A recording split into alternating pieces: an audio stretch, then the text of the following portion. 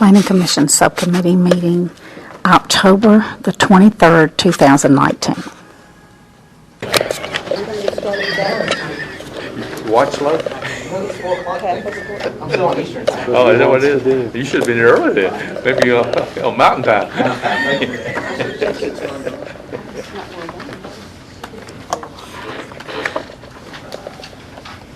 Sheila, is there anything, any housekeeping items that we need to touch base on before we get started? I think the number one item is making sure everyone will be here for subcommittee for November. What's Well, regular meeting No, on the 5th. I'm not as worried about that because that's not holiday. That's true. I'm worried about the subcommittee meeting because the subcommittee meeting for November is going to be November 20th. And I just want to make sure holidays are coming in there and that we're going to have enough people here for the meeting. That'll be the week before Thanksgiving though, right? And would that be at 4 or 5:30? We'll go back to 5:30 unless there's something that's going to be, plan on 5:30, but unless we notify them differently. Unless we know something differently, but I think, Mr. Chairman, that's a conversation that we may want to have about meeting time for the next, for the meetings for next year. I will be getting ready to set the calendar in the next couple of weeks, so we need to determine if we're going to go to 4 or keep it at 5:30. Okay. Anything else? Sarah, do you have something?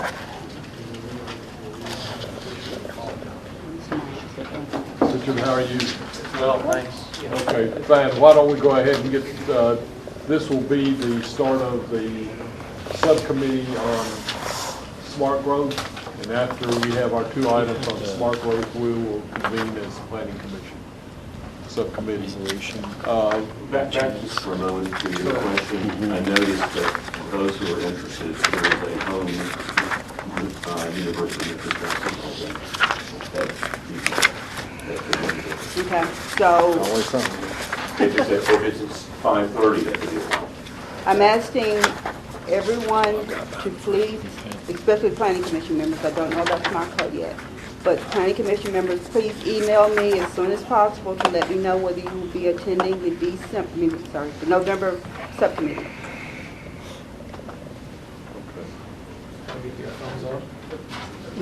You're giving me a thumbs up now? Okay. I'll take that. 11:20? 11:20. I'll be here. I'll take that. You may email you too? Hmm? You may email you too? You don't have to email me, I've got you. I'm off for 4 o'clock. Yeah, we had that. Sheila? Email you. I'll be there. Okay. I'll be there. Okay. Mr. Holly should be there. I got to see who Memphis is playing. Or it may be 4 o'clock. Okay. Thank you. Okay, Sheila, are you ready? We're ready to start, and Cameron is going to present the first 2 items, which are the Smart Code Review Committee items.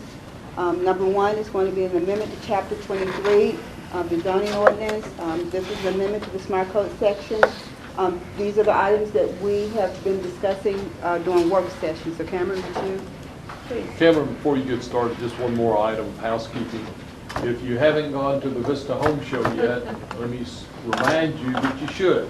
Okay, here it's, David, would you like to comment on it?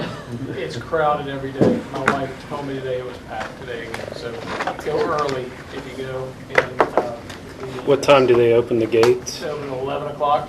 The second house on the right is mine. It's the best one out there. It is for sale. So bring your pens and checkbook, and we'll work out a contract. How many houses have sold out there already? 3 have sold, 3 have not.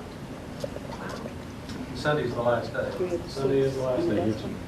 And there's more people this year than we had 2 years ago at the Vista Home Show. Yeah, I talked to some of the economic development this morning that it's amazing to see how many people have traveled from different areas around the southeast of Jackson, Mississippi, and Biloxi, and just hearing them as they come through. They're coming to Germantown to see what we're doing, and then also to see repeat customers, not only from 2 years ago when it was hosted at Chapel Cove, but repeat customers this year that we're getting, somebody comes through and then I look at them, I'm like, didn't you come through 2 days ago? And they're coming back through to see the homes again. So it's obviously something to see if people are coming back and spending their money to come back again and see the homes twice.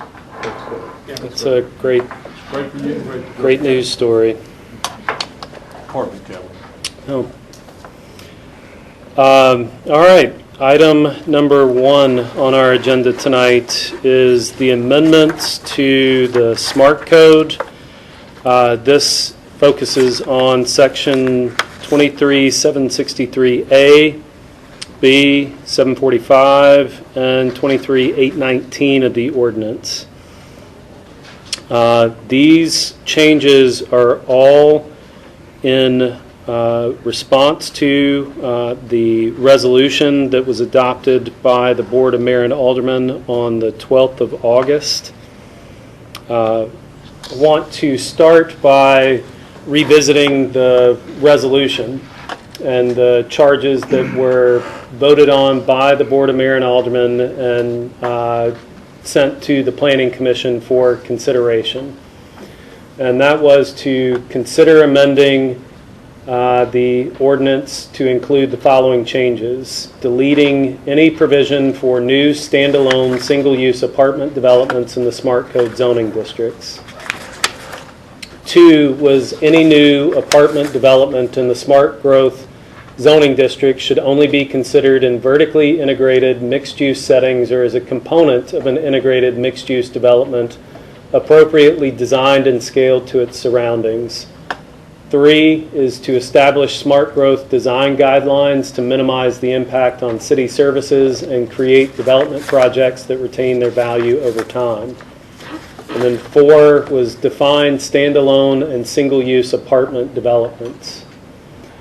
So with that in mind, we moved forward with coming up with some draft language that addressed 3 out of the 4 of those charges. What is still left to be considered by this Planning Commission through a future work session is those design guidelines. Those design guidelines are not ordinance changes, so we wanted to start with the text amendments and the ordinance change first, because that requires the 3-reading process at the Board of Mayor and Aldermen if they're approved out of the Planning Commission. So it's got a longer timeline for consideration and multiple meetings that have public hearings and advertisement. So it's a longer process and one that we needed to start. So we started with that, and so that is what is before you tonight. I want to start with the definitions and really considering the 4th charge of this and how we started to think about the definitions. When we researched other municipalities within our region as well as around the country that are dealing with some of the same challenges or have dealt with this challenge in a very programmatic and process-driven way, one thing that we determined was that they use a different word than we use. They use the word multifamily. It's an industry-accepted term. It is something that is universally applied to both municipalities as well as the construction industry, the development industry, the architecture industry, the planning industry. So it transcends industries and is, again, universally accepted. So we looked at our ordinance and determined that we can change a couple words around because it doesn't appear that often in the SMART Code of the word apartment. So we started by striking the word apartment and changing it to dwelling unit within the definition of accessory dwelling unit. And then the previous definition of apartment building was a rear yard residential building type accommodating multiple for sale or rental dwelling units above and beside each other sharing a common entry, access directly and facing the street. I emphasize intentionally the for sale or rental dwelling units that was in our code before, because it has always been there, and this was developed as an architectural building form definition, not a product type definition. So in an effort to decrease the confusion around the word apartment versus words like condos or multifamily, we decided to move forward with the industry accepted term. So we then created, after again reviewing multiple jurisdictions, both regionally and nationally, went with a definition for a multifamily building, which is defined in our text amendment in front of you this evening as a building with 2 or more housing units for sale or rental that share 1 or more common walls. And we created sub-definitions for that multifamily building as a multifamily building mixed use, which is a building with 2 or more housing units in a vertically integrated mixed-use setting. The ideal model consists of a building with retail, office, or restaurant uses on the ground floor and residential uses on the upper floors. Words were used intentionally in the development of this to pick up on words that were in the previous apartment building definition, as well as words that were used in the Board of Mayor and Aldermen's resolution. The same can be identified in a multifamily building single-use subdefinition, which is a building with 2 or more housing units built as a component of an integrated mixed-use development appropriately designed and scaled to its surroundings. So again, taking those words from the resolution that was approved by the Board of Mayor and Aldermen as directive to the Planning Commission. We further identified need for a new definition, which is the multifamily development standalone single use. So that hit that number 4, which was to define what is a standalone single use apartment development. And that is a building or a group of buildings with 2 or more housing units that share 1 or more common walls and that is built solely for residential purposes. So it's a standalone multifamily development. Then moving out of the definitions, now that we're all comfortable with what definitions are, we went up to the use table and looked at our permitted uses. And again, we struck the word apartment and we removed its permitted by right ability in T4, T5, and T6. So again, we removed the permitted by right in T4, T5, and T6. We added in our new definitions of multifamily building mixed use as permitted by right only in T5 and T6. And the multifamily building single use, that is integrated into a larger mixed use development as a component of, is permitted by warrant only in T5 and T6. And we added in the building function section that multifamily development, parentheses, standalone single use, so that new definition that met number 4 in the resolution, shall not be permitted in the Smart Code District. So exactly what the Board of Mayor and Aldermen put forward.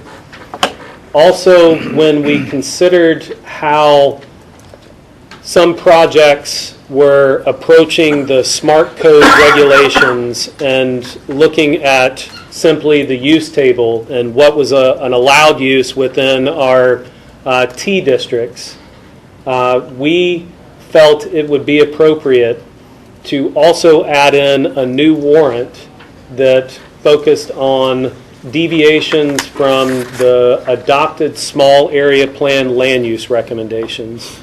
All of the small area plans, which are concept plans, have land use recommendations around them that have been thoughtfully put together through the design up charrette process with community input that have really thought about where is a good spot for residential, where's a good spot for a mix of residential, retail, where's a good spot to add an office to those mix of uses, and where's good spots to have it all.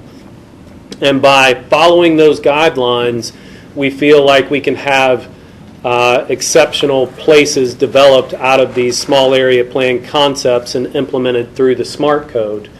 But in order to really live in the real world, developers are just looking at where they can develop a multifamily project. And if they see T5 and multifamily as a use, they're just going to go with an available property. So being able to have a stick and a carrot approach to work with developers on advising them conceptually by this land use plan where the appropriate places for these multifamily developments, as an example, should go. Office developments, retail mixed-use developments would follow this same premise. If somebody wants to put a retail mixed-use development where residential was proposed to go in the concept plan, it would fall under this same warrant opportunity. But we really wanted to give some teeth to the concept land use plans to be able to guide development and be able to make a developer and property owner that wanted to deviate from those land use plans have to come in and ask permission to do that to this board and commission, and also through the warrant process go to the Board of Mayor and Aldermen, because every warrant has to be approved by the Board of Mayor and Aldermen. And so if the project isn't in alignment with that process-driven small area plan that was birthed out by a community-driven process, we want somebody to explain why they're not willing to do that, and the warrant process is the best way to do that. So those are the changes that we're bringing forward to you tonight that staff feels, and there's been no modification from the work session discussion, but staff feels, based on your input and the discussions that we've had, that this meets the criteria that was put forward by the Board of Mayor and Aldermen for the Planning Commission to consider 3 out of the 4 items. Happy to answer any questions. Comments? Probably more of a technical question. I don't know why I didn't think of this before, but from a classification perspective, typically 1 to 4 family is classified, residential is classified separately from multifamily for regulatory purposes and otherwise. How does that kind of fold into this? Like duplexes and things of that nature. I know we don't probably have a lot of that here, but We don't have a lot of that here, but those 1, 2, 3 family product types that you were talking about are still allowed uses on the residential use type.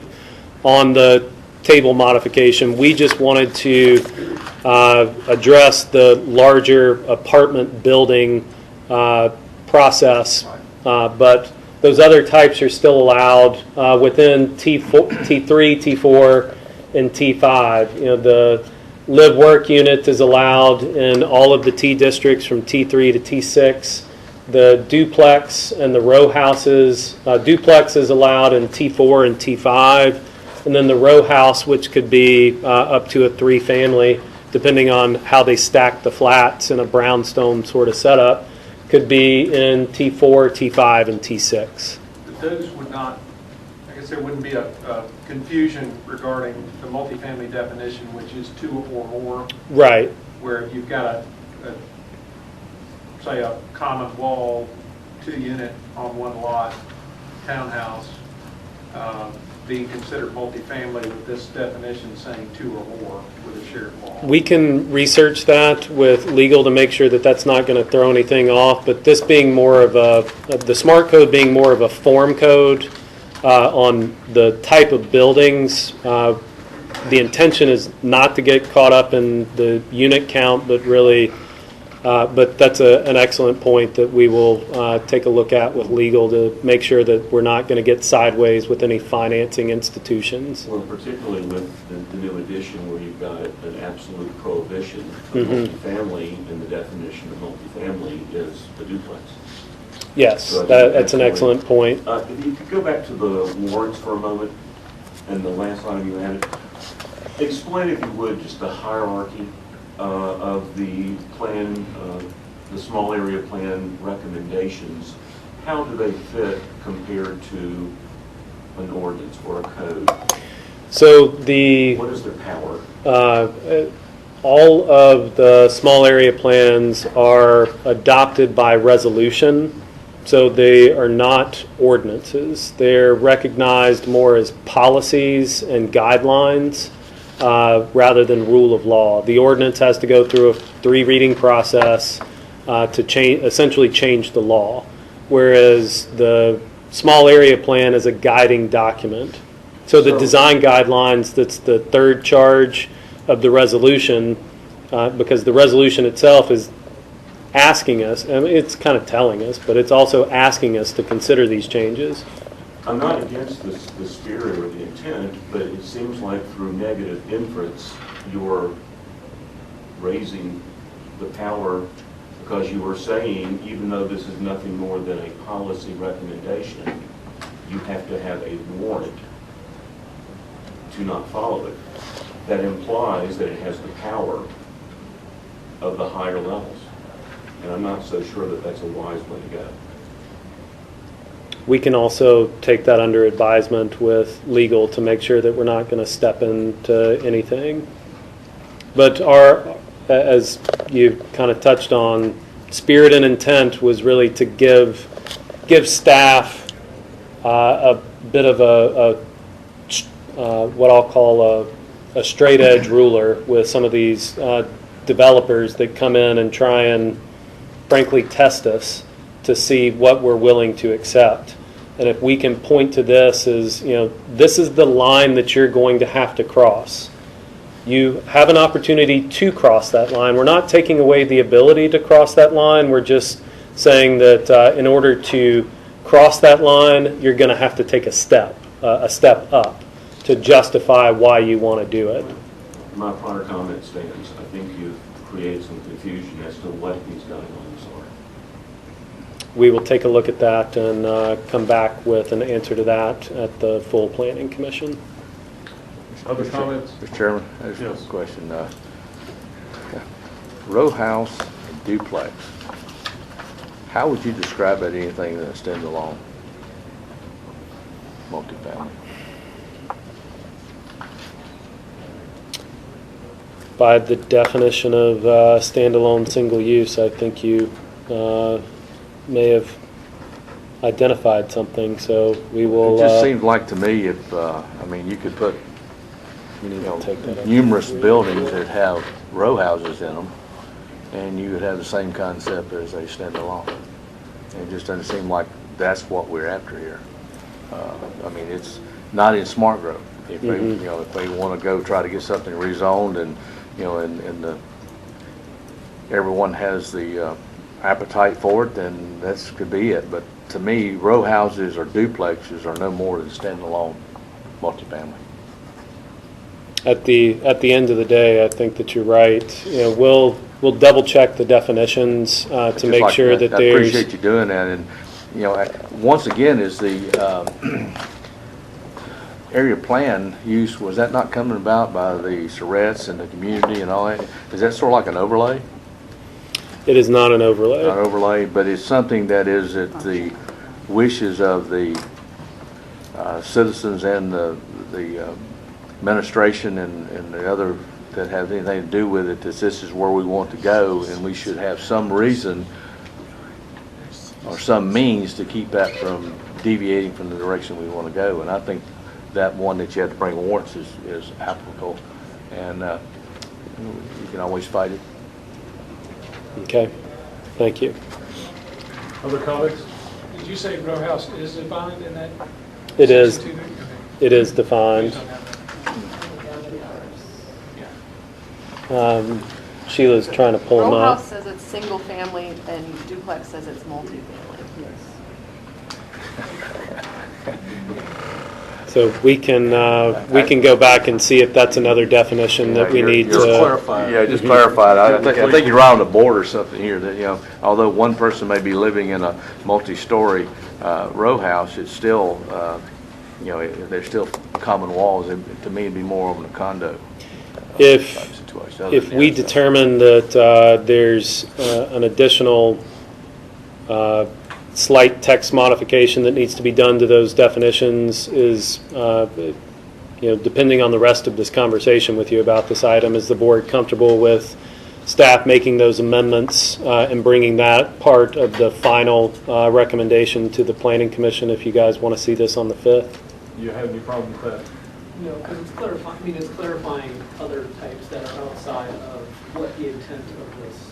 Based on what we've talked about so far, I don't think any of I don't have a the problem with commission it, would have a Chairman. problem with that. If we find something as we continue on today. Mm-hmm. Okay? If it's more of a number change in terms of what, multi-use totals are versus Mm-hmm. row is probably the tricky one. Because typically those aren't, they could be rentals, but those are typical single-family Mm-hmm. ownership situation versus what someone could classify an apartment, which would necessarily be. So, but yeah, I agree. I think With these modifications that we talked about, and just clarification, I think we're fine bringing them to us at the full meeting. Okay. Anything else? No, I do appreciate your perspective in terms of adding the warrant to the small area plans, but at the same point, there's a lot of work that goes into those, and for a developer just to come in and just have the ability to push it to the side, to have a little bit more teeth that they really need to think about, putting the time and effort in, and kind of a little bit of a warning as well that, that work has been done, so, please pay attention to it versus neglecting it. Well, again, I agree absolutely with the intent, but I think we are potentially risking a lawsuit from a deep-pocketed developer who is looking for ways to do what they want to do. So just talk to legal. That's all I'm asking you to do. And to both of your points, the small area plan and the land use recommendations in those small area plans does guide the application of the specific T district to that area. So they are kind of hand in glove in those recommendations. So having this in there helps us to reinforce those land use recommendations, but to your point, we will make sure that we aren't opening ourselves up. But it is very much intentional from the process to get to those land use recommendations, and then the application of the T zones that is the governing rule of law entitlement for that. No other comments? Why don't we move on? Thank you, guys.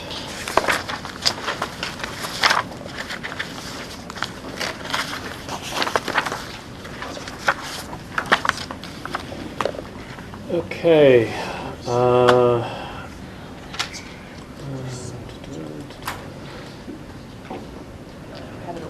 Okay. You have to go down to the folder at the bottom. And it's on the thumb drive, G.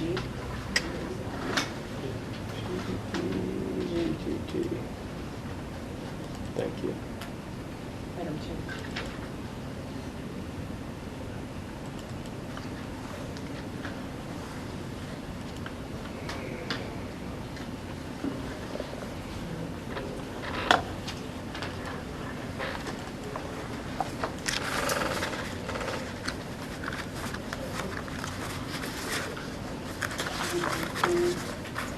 Yeah, I think we should.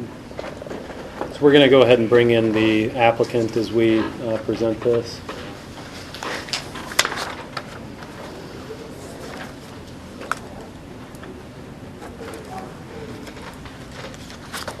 So agenda item number 2 is the request for a revised outline plan for the Care For at the Gateway mixed-use development and the addition of residential use. Just to kind of revisit where this project is and where it started. This is in the western gateway area of our key commercial areas, looking at... Cameron, hold on a second. Sure. Gentlemen, just come on up and sit down. And while we're stopped right now, why don't you introduce yourselves again, just so everyone knows? I'm Nelson Cannon with Cannon, Austin and Cannon. Henry Cannon, Cannon, Austin, Cannon. Doug Sweat with Kinley Horn. Robert Cocker with Allen and Moschel. Great. Thanks, gentlemen. Have a seat. And Cameron was just starting the staff presentation. So this project is within the Western Gateway area that was part of a 2013 small area plan, and the zoning was approved for this area as T5 and T6 in October of 2014. The applicant received approval from the Planning Commission just over a year ago for an outline plan with one warrant, which was to allow their civic space for a multi-use development that consisted of just over 400,000 square feet of office, just over 100,000 square feet of retail, 240 hotel rooms. Again, this was considered by the Planning Commission in October of 18, and the outline plan was approved by the Board of Mayor and Aldermen at the end of November 2018. The applicant and their request this evening is looking to amend the previous outline plan pursuant to the section 23579 of the Germantown zoning code as a plan development and also within the SMART code.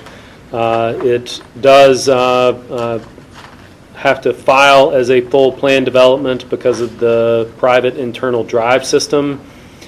Their request in front of you, based on the findings and conclusion of the moratorium that was in January of 2018 through July of 2019, and then is to bring forward the addition of 320 multifamily uses.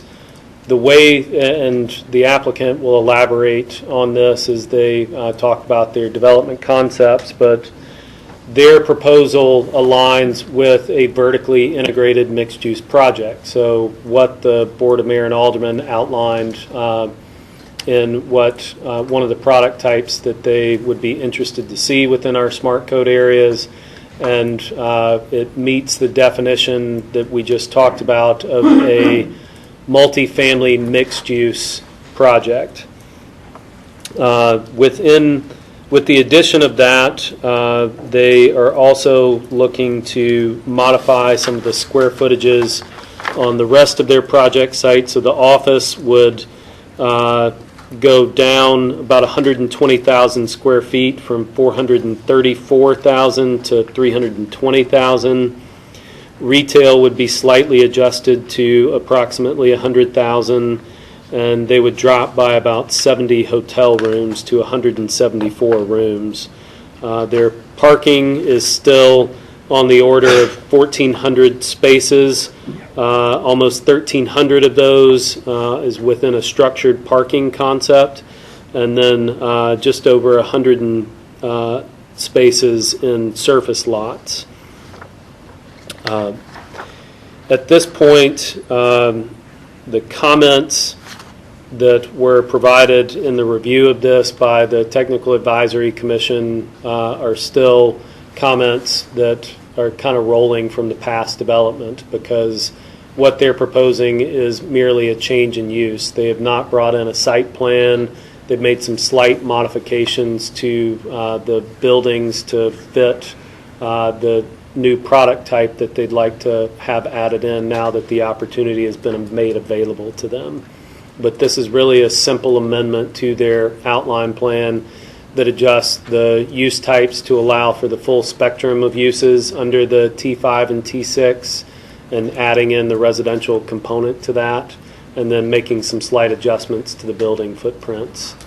Pounder did a lot of the review and working with the applicant, so if you'd like to add anything, feel free.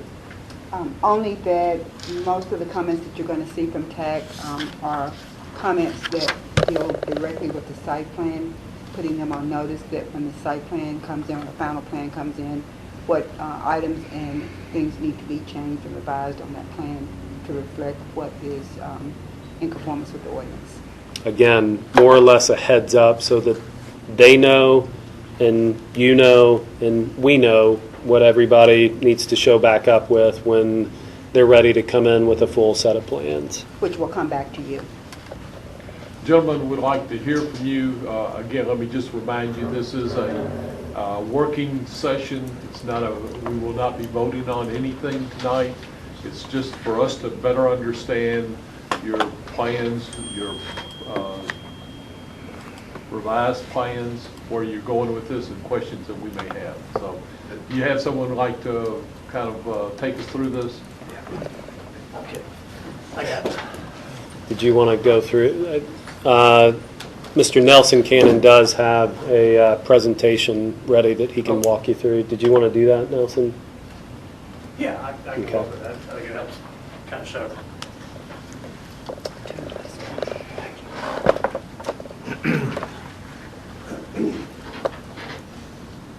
Yeah, it was about this time last year that we're about a month off from where we were last year, but we've been, actively marketing, pulling together marketing material. So I guess this is It's, see, I'm used to it now. mhm.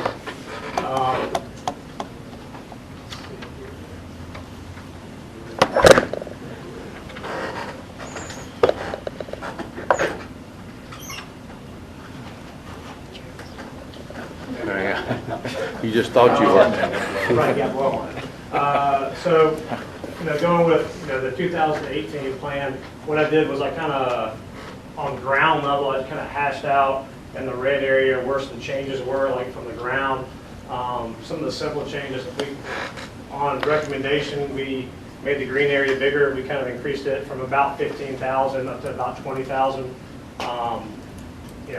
This green area, we're talking about just the green area right now, but it can be bigger. We figured that on certain events, the way the road system is, we can spill out to this road and kind of block that off, so it can be even larger than 20,000 as far as the civic area. Phase 1 is one of the spots that we're looking at adding residential. That was a change. The hotel, what we did is we took this drop off and we moved it over to this side to increase the parking there along the green area. And phase 3 was another spot that we added residential. And we had actually a little wing right here that kind of butts up against that garage.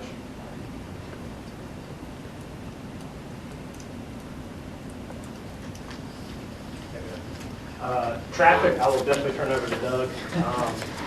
I'll let you go on that. It seems like you got the magic touch. So I know one of the questions would be traffic generated by the development. This is a quick summary table.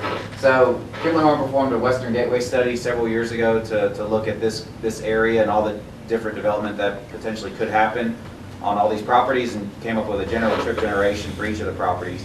The first column shows the uses. The first 4 lines show the uses that we assumed in that study, and then the general trips that were generated by those. So the bottom number is the one that would actually be generated on the adjacent road network with that development. So that's the 10,570 new trips by this property in that study. The 2018 outline plan is what was submitted last year, and you can see the number was 11,614 based on the uses. And I think, Cameron, those are the uses you were mentioning: 443,000 square feet of office, 240 rooms, no multifamily residential.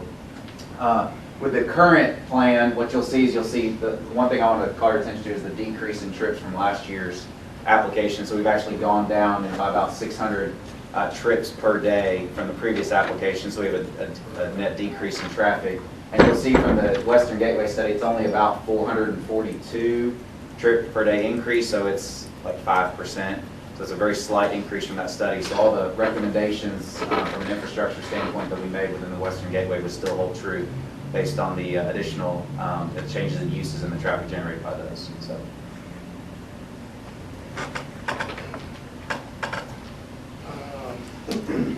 Yeah, this development, it's all about the components and how they work together, how, you know, the parking, the traffic trip reduction, all these things play off of each other, and that's why it's really important when this mixed use, especially vertical mixed use, we have all the elements in place. And that's why we're going back to this residential. It's a huge missing piece that we didn't have last time. And right now, what we're looking at on the live section of this is that, you know, phase one, we're kind of earmarking about 100 conceptually units in that phase one area. Most of these units, we feel like, I know the question will come up about what size, and we think it's, you know, 800 square feet is probably a good number. A lot of ones, a lot of studios and twos. Any threes at all?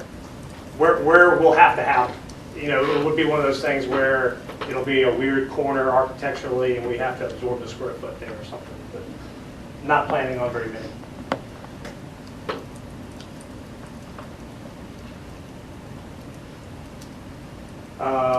Office, we decreased it with the addition of residential.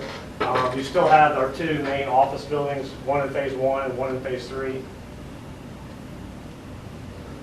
Play, our civic area, we still feel like this is the, like I said, it's the nucleus of it all. So all these uses, we feel like we'll be filtering back and forth and in and out of there. Our restaurants are kind of, we're thinking about putting all the restaurants kind of on that green area facing the civic.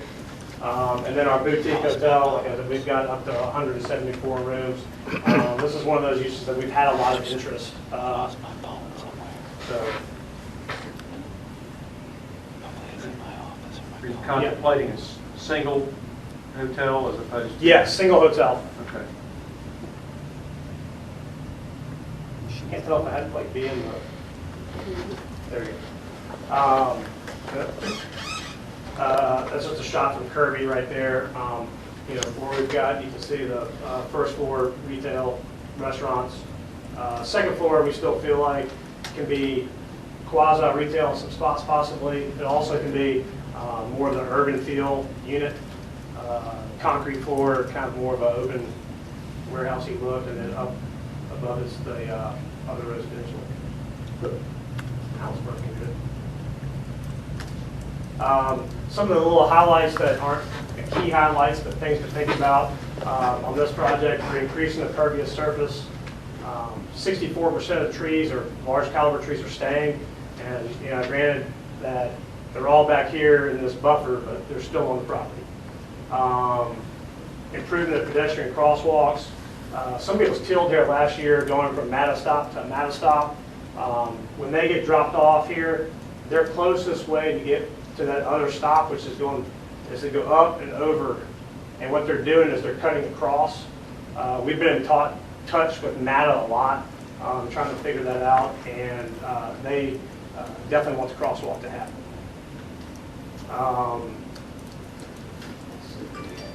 This site right now, as it sits, has one of the highest walk and bike scores in Germantown because it's on this east. This is the main Memphis bike route, and with all the office around this area, there are a lot of people that have the chance to walk. We just need to create the environment and bring them here.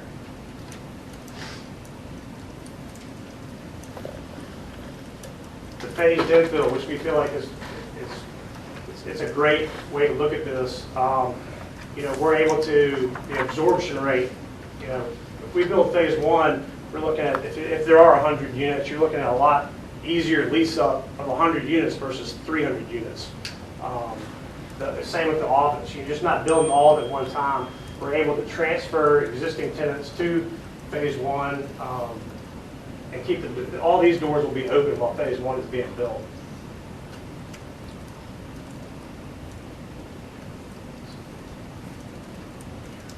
What's the timing on phase one? How long will it? Phase one, you know, if everything went great and just things were rolling along, we could have it built and operating, I think, by spring of '22. And then how about phase two? How long would it take? Phase 2 is not going to take, the construction won't take as long, it's not as complicated. So we feel like phase 2 could come on late and still catch up to phase 1. We see those two as being very interlocked. I think they'll both be done about the same time. In the multifamily housing, you've got 100 in phase one. When do the other ones come in? Phase 3. Phase three, and that would be what year?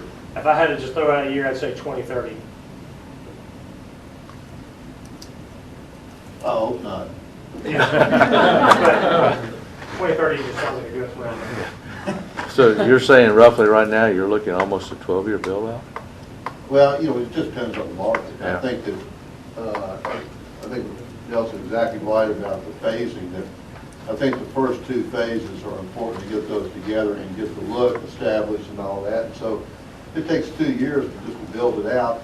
You know you're not going to start on the second phase till that's finished. So, you know, optimistically, you would hope that by 2023 or 4, we could start on it and try to get it finished, but Then you're at 2026. So, yeah, I'm not too, it's not too far off. So, just a quick question, this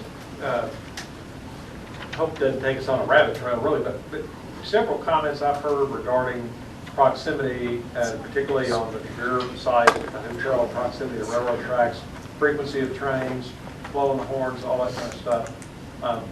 But I've seen a lot of similar kinds of projects that are very successful in other communities that are built, right along rail lines. They're very active rail lines. Could you give us some perspective on the degree to which that's, the noise factor or anything like that's mitigated through construction? Well, it's two, So forth, so like a residential use compared to the hotel use. The hotel user, the tenant, he comes in there one night. It would more or less affect the hotel user to hear the train whistle.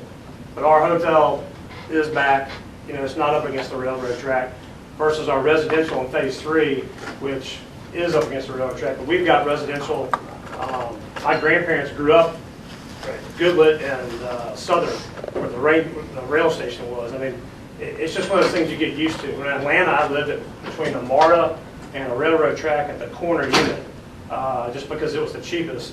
And it was, after the first night or two, I never remember hearing it. It's just one of those things you get used to as a resident versus a hotel guest where you're not used to it. You stay 1 or 2 nights and you aren't used to the train. But we feel like our hotel is far enough back that was, a little bit of sound retention and stuff like that, construction material, that it would be pretty mitigated. You got we two. also have the garage, a deck garage up against there too, so it provides some separation. You also have 2 hotels being built right now, just, half a mile from y'all. Hilton Garden Inn and Home 2 Suites at back up the railroad track, and I don't think it's an issue. I agree with you. I grew up beside the main line, the Southern Railroad between New Orleans and Washington, and I don't even know if a train went by. When you got the 2 hotels at Forest Hill on Ring. Yeah, you got, yeah. Right up to them. So it's. However, it would be wonderful if we could find some way to Quasi. quiet something. Well, I'll let you take it up with the railroad. Well, part of the reason I'm asking is just, sort of perspective from y'all's, the work you've done at this point. I've stayed in at least 2 hotels that were right next to the railroads, both in, one in Cincinnati, one in Charlotte. And they actually had just a single extra pane of relatively, maybe a little bit thicker glass. And I couldn't hear, the trains went by all the time. Like I said, barely hear it. construction material that we'll be able to mitigate that. And just full disclosure, I live right across the street from the train.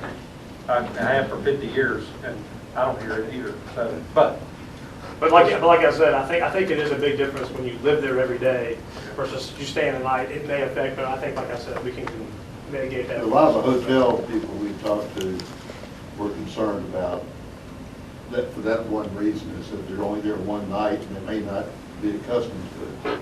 But I think the condominium or apartments or whatever residential is, they do get used to it pretty quick. yeah. And Western was over there. part of the reason I ask is because I have heard comments from some residents who've been sort of skeptical of the marketability of multifamily, if it's, because of the train and so forth. Well, nobody will want to be in those units, but my experience has been that that's really not an accurate. Yeah, it's not something that I mean, we thought about it, but it's not something that we're worried about. Well, how many units used to be at Poplar and 240? Right next That to was a us? big, that was a big complex. Huge. Yeah. You had 3 different apartment complexes. Right. That backed up to the tracks. Yeah, Westminster's over there now. I mean, there's just, there's another, Poplar and, what was it, Poplar Pike and Massey, you got Fairfax Manor, you got all those houses along there too, so, Could you go back to the previous that showed the 3 phases? This isn't a test. I can work with you, Nelson. I can try the keyboard. I gotta go back. Yeah. Yeah, one of these days, we're gonna be forced. Yeah, y'all need to work together. Hands off. The 100 apartment, the 100 multifamily units that are going in are where? Right here, these wings, these 2 wings. And then when you go to phase 3 and you put in the additional 220, Here, got 2 different buildings that we're looking at. okay. Yeah, this is all conceptual, this is just what we're going with. But the idea is that you're gonna have phase 1 with just 100 units somewhere on the property, and then you're saying maybe by 2030 you might have the rest of them complete? Yeah, 2026 to 2030. Got it. What do you think the rents will be? That's a good question. We feel like it's more like a per square foot thing. I feel like you're looking at anywhere $2. I'd say $2 is a good, round number to look at the square foot. And then, but that's going to depend. You have different units facing different ways. So there's going to be different price points in that building, but it'll have to be upscale. It'll have to be. I wouldn't say price somebody out of the market, but it will be. And the more we're shooting for is a young professional that's working in one of these businesses, around this area.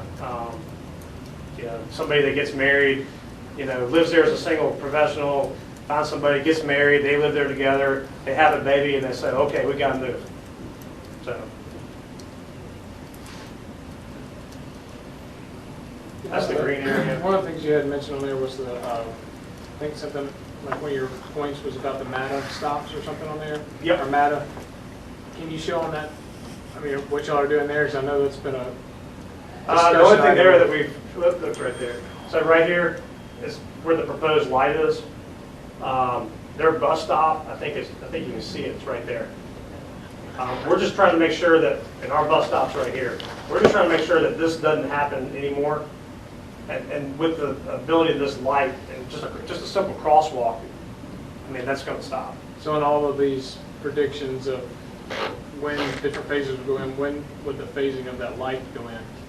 That's a traffic question for James and Doug. Yeah, I think the understanding is to put it in with, as phase 1 and phase 2 go in, as you start increasing all the traffic there, you're going to need those signals. So those are going closer to 22 than 2030. correct. How about the one on Kirby? Same thing. And then the buses that And the road improvements, correct. the buses that sit up there, I guess at the northeast corner of Poplar and Kirby. There's probably one sitting here now, I guess on the, right there, there you go. Yeah, there you go. Back here? Southeast. Yeah. Exactly. In that turn lane. Yeah, so there's a bus stop here. Talking to Matt, I don't know how often it's used. We still have a stop there, but I don't know how often it's used. Well, it's almost like they sit up there in that turn lane. They sit on Poplar, Right. on the outside lane of Poplar, and they'll sit there and stop for a while. I know. But are y'all not adding additional turn lane? I mean, you're adding additional lane to where that, Right. you have 3 Right. that go through and 1 that turns And now? that's it'll be a right turn lane, dedicated right turn lane. What about if you put the traffic light on Kirby, you're gonna have 3 traffic lights within a, 800-yard distance? What are you gonna do to mitigate the traffic either backing up onto the railroad tracks or backing up for people wanting to turn, et cetera, et cetera? So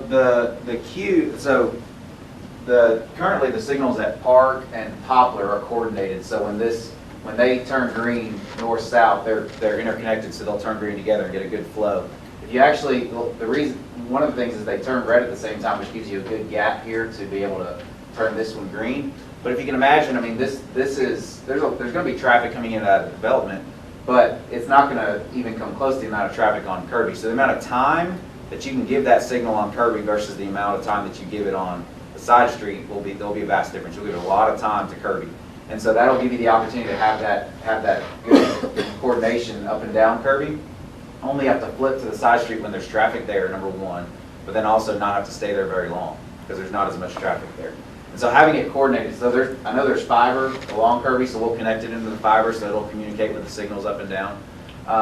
As we run studies, if there's ever a queue there's a lot of things we can do. I know we've talked about on like Germantown Road over by Poplar Pike, that queue southbound can back up. We're redoing that signal right now. We put advanced detection in, it's called queue detection, where if it gets to a certain point, it can actually change the phasing of the signal to call that phase and then release that phase. So we're actually doing that at that signal with the upgrade project that we're doing right now. And we can do similar things here where it would detect if the queue got somewhere around, back towards the railroad tracks, we could actually change the phase and clear it out if we needed to. Could you do the same thing on Poplar with the additional light that you're putting in there on the west side? I don't know that it's going to be needed. I'll have to go back. I'm not real familiar with the queue lengths, but I don't think the queue length gets all the way back to that signal. That's about the same distance as the one on Trevere, the distance wise, just for scale. The other thing But it will be synced with the Kirby Poplar traffic light. It will be. Yeah, there's fiber on Poplar also. Each of those signals will be tied in and coordinated with the signals along each corridor. One thing this brings to mind a little bit is, I'm thinking about, and I can't remember the name of the development out there, but in Collierville, Houston Levy and Poplar, where Coles and all that is. And of course, it's not exactly the same from a density perspective. It's very similar along Houston Levy. It is. Where you got Winchester Poplar, Correct. and then you've got that one primary exit. And I know that exit, I mean, they do the same signaling there, but that exit for the shopper on a busy day can be very frustrating. It can. Because they do get a long queue sometimes coming out of the project. They don't have an alternate exit if they're trying to get on the Poplar because of the railroad track. Correct. This would have an alternate exit on the Poplar, which would be, That will help. which would help, yeah. That's correct. And you also got these right in, right outs. Right. Yeah, and they have those there, but it's really the challenge is for people that are trying to turn left out of that project to get to Poplar or to go north. But again, in this case, there's an alternate exit on the other side of the development. So. Yeah, it's kind of flipped, whereas they have the railroad tracks. If you want to get to Poplar, you got to cross the railroad tracks. In this case, if you want to get to Poplar, you don't have to cross the railroad tracks. So that's correct. It's similar, but it's got some differences. Well, and you also don't have the same level of activity in the property project across the street. They've got the combined volume from both sides where this doesn't have it. But to your point, the Western Gateway study looked at the redevelopment of this property as well, and we took that into account. So when we did that overall study of this area, we redeveloped these, put the additional traffic in if these properties were to redevelop and make sure that all that would function right. So that's been analyzed as well. And those are all pure retail, which generates, at least depending on the time of day, substantially higher traffic flows, I suspect, than what this would probably generate on a given. Correct. And one of the other benefits that you get from a traffic standpoint is the mixed use, right? Like the fact that you can live, work, play, and stay all on one property. It actually allows you. If you saw when we did the trip generation, we take a decrease, a reduction because of that interaction of the different uses. And so, with a development like this, where you have that opportunity to capture traffic internal to the site, it helps you from a traffic standpoint as well.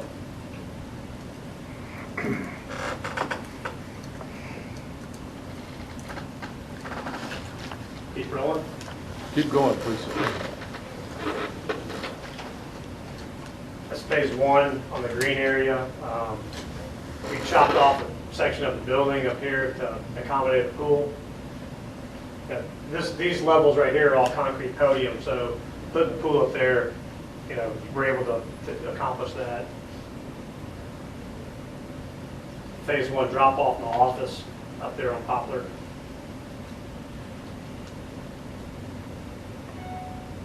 Once again, green area kind of facing the phase one.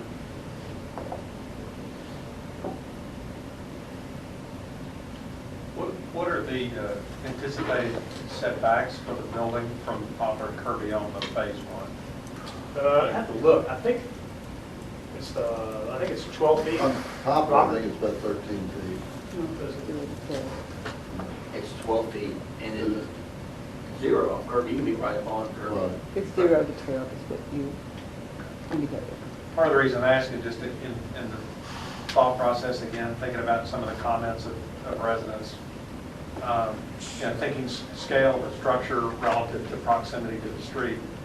I mean, if it were in the urban core, obviously that's much less of a factor to consider, but just something to think about. I know a number of comments on, like Trevere, for example, and that's beyond, of course, whatever the legal setback is. I mean, it is what it is, but just a matter to consider. That helps maybe to lighten the scale sort of impact into, a little bit. Well, we kind of think we are very much urban core. I mean, if you look all up and down the whole Poplar Avenue, it's all heavy density, high-rise office buildings. So it kind of, the whole process started with the SMART code, and we tried to adhere to as best we can to all the different codes and restrictions. And I think that was one of them. At one time, we had it backed up for drives and stuff like that in the front, and nobody wanted that.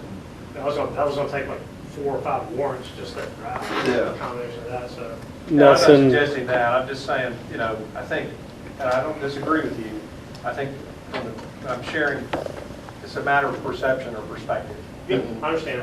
Of the way it may be felt or received. On that by point, that's residents. why we took that we're keeping that front building where it is backed off Poplar. Yeah. And the idea there is to keep it an open look.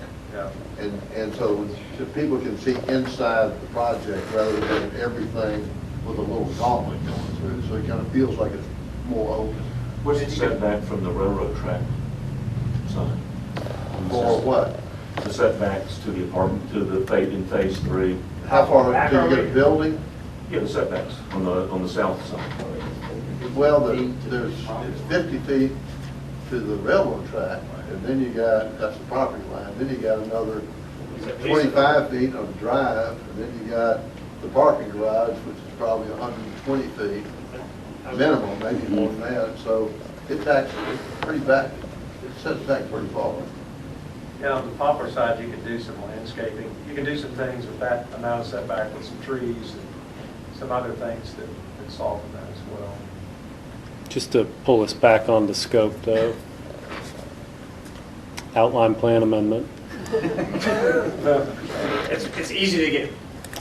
But I think it's important, though. Nelson, I think you mentioned at another meeting, you took some measurements of Penmark building. Yeah, Penmark and the one next to it. And I can't remember what they were, but they were like not off by very much from what we are now. And the only thing in front of them is just grass and dated landscaping. So. Can you also talk a little bit about some of the neighborhood meetings that you've had in between over the last year? Yeah, I really enjoyed actually the neighborhood meetings. I actually look forward to the neighborhood meetings. The smaller groups, I feel like get a lot more accomplished. I've been meeting with Green Trees ever since 2018, off and on. Green Trees, English Meadows, Nottaway, Poplar Estates, Fountain Square, and then all the stakeholders actually in the Western Gateway. So I've had very good relations with them. Always kept an open dialogue back and forth with the board members and neighborhood heads. I think Fountain Square, even, we did a survey, and they wrote a letter of support saying that the majority of Fountain Square wants us to happen. And it was, the survey we did, it was like 90, I think it was a little over 90% wanted it to happen, the ones that took the survey. So I thought that was a big plus for us, just that being our only residential actual neighbor wants us to move forward. How many usually are in attendance at those meetings? It ranges anywhere from just meeting with the president, and then we go to like the board, which is about anywhere from 6 to 8 usually. Have you had any general meetings with the? Yeah, we had a huge meeting at Green Trees, Yeah. the Memphis neighborhood. We filled up the entire church, which was bad. I mean, like, they were like, it's going to be a really well-attended meeting. I was like, okay. And I was thinking, like, 40 people there. The whole church was full. So, and we gave a full presentation. Did the whole. I think the biggest thing that they were concerned about was traffic. And once we showed them like the drone footage and the queuing and how all it worked, I think most questions were answered. I noticed you have a notice with another meeting tomorrow night. Yes, How many do you anticipate being there? a lot, because I called Kirby Woods, told them, I sent them the notification letter, told them to pass it out. Green Trees, Roanoke, Nottoway. We made sure every neighborhood had it, and to disperse it. It's all over social media. Didn't even have to go that route because it is like wildfire. And so we expect, I mean, like last time we had the meeting in 2018, we had people from like Forest Hill, Irene area coming and stuff like that. So I can't imagine anyone saying they didn't know about it because it is literally spread everywhere. Well, again, I applaud you for having meetings with the neighbors. We found that's one of the best avenues of communication, so congratulations. I mean, like I said, I've really enjoyed it. I mean, it's actually, I feel like you get a lot more done in a group of 8 to 10. You may have a concerned person or two about certain aspects of it, but once we explain, our stance on it, why we think the way we're thinking, most of the time they're like, well, I can understand that why you're thinking that. So, there's usually a very good rapport that I have with the neighborhoods. Well, if you understand why, if people don't have this information, they tend to think the worst. Yeah, absolutely. The misinformation is absolutely killer. I looked at a survey or a petition that was going around, and on it, it said one of our plans for Carrefour had 2,000 units. So that's the kind of information that gets out to people, and everyone reads it, and they're like, 2,000 units? I'm against that. And so they're automatically, their swords drawn, and it's hard to combat the misinformation. There's something going around with letters of support of this. And it looks like a form letter that y'all have sent out. Yeah, so a lot of the meetings, I'll give like a presentation, like Germantown Chamber, and I'll have like a little table over the side and then talking about the project, and always tell me if you support the project, just sign up. The only thing that I would ask, if you get that form letter, that you would add their residence, their address. Because like I was just looking through it and I was like, well, I don't even know if these people are Germantown residents. Right, I understand. Well, and a lot of the people that we have letter support from are in Kirby Woods or Green Trees. A lot of them are in Memphis because where we are, we straddle both cities kind of, and so it's important for us to have Memphis and Germantown. Right. It'd just be nice for me to know, looking at those, like where these people are located.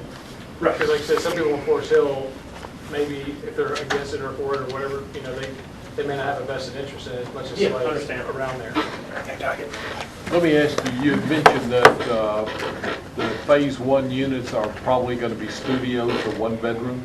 We think that's all going to depend on what we end up going with, but right now we kind of feel like the young professional, the smaller units, it's going to be more studio, 1-bedroom, 2 bedrooms, and we don't want a 3, but like I said, architecturally, where there's some kind of a weird corner, or we've got to absorb some extra foot, it could be a 3.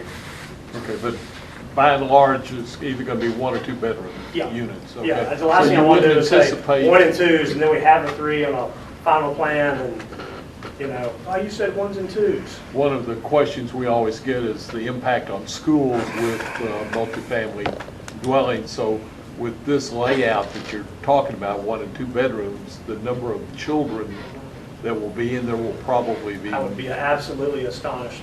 I think about Thornwood, which is 2 and 3 bedrooms, and how many? Just 1 and 2s. Is it 1 and 2? Mainly 1 and 2s. And how many children do we have there?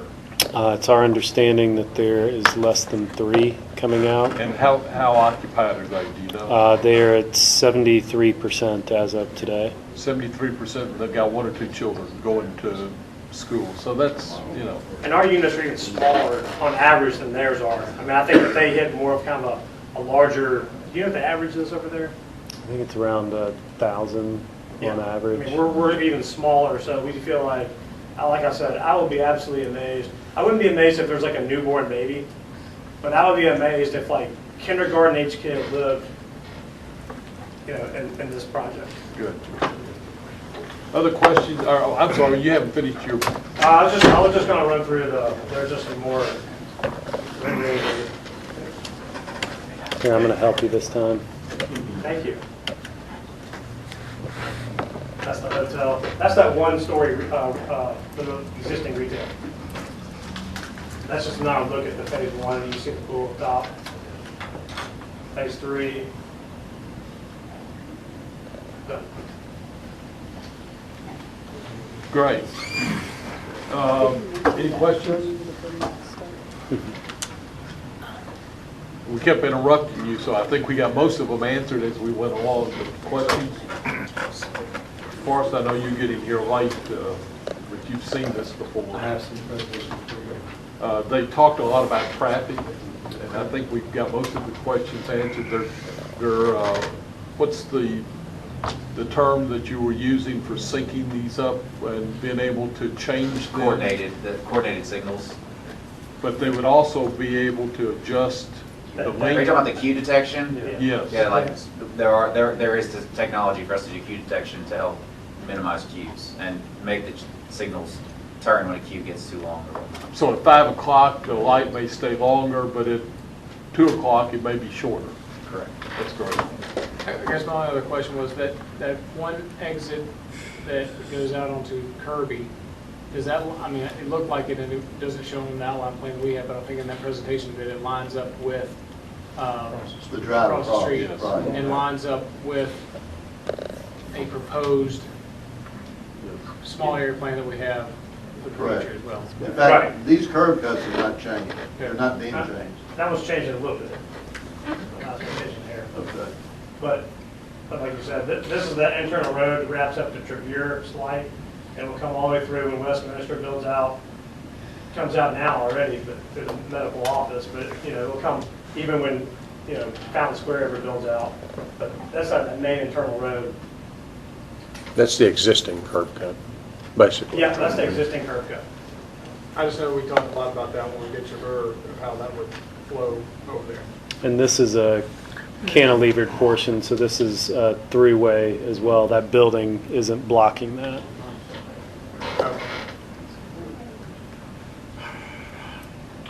Questions? Okay, Sure. sorry Mike? to be late. Yeah, no problem. Bad traffic, but what are the thoughts on retail, on Service, Kirby? restaurants.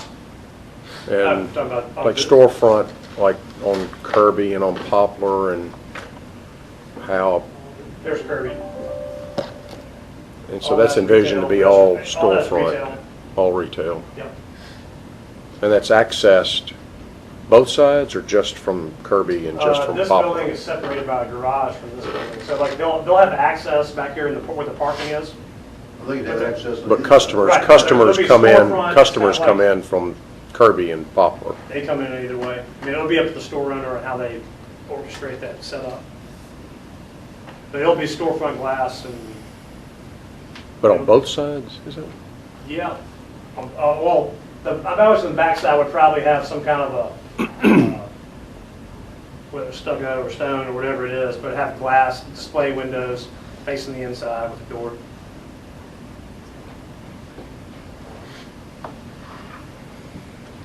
Like anything else? Not right off. Any other questions, Stephen? If there's no other questions, gentlemen, we will look forward to seeing you at the full Smart Growth Planning Commission meeting, which will be Tuesday, November the 5th. Okay? Thank you. Thanks for the Also, let me presentation. remind you, your sign needs to be posted by the 25th. The public notice sign needs to be on the Friday. site by the Yep. 25th. Already got them, just waiting to put them out on the, Send us an email. Thank you. after Thursday. Don't forget to send us the documentation. Yeah, I'm gonna take the picture. Yeah, take a picture, send it to, One of us is both of us. Change it. You send it. You guys can do that. Excuse me. Mr. Brown, 300 total, but once again, guys, that's all, make that's all sure going to that be driven by you prepare a what happens letter, on the phase two. Letters. Phase one, letters of phase two are all recommendation at the same time, especially at and DRC, letters. When do you need it? I would like to have it by Friday if possible. Early. More construction, more conversation about how people will sleep to spring road. Whoa. Can you pause that?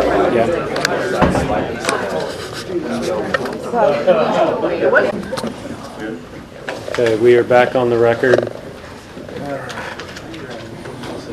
Cameron, who's leading? Sarah's case. Did you say from subcommittee on the record? Yeah.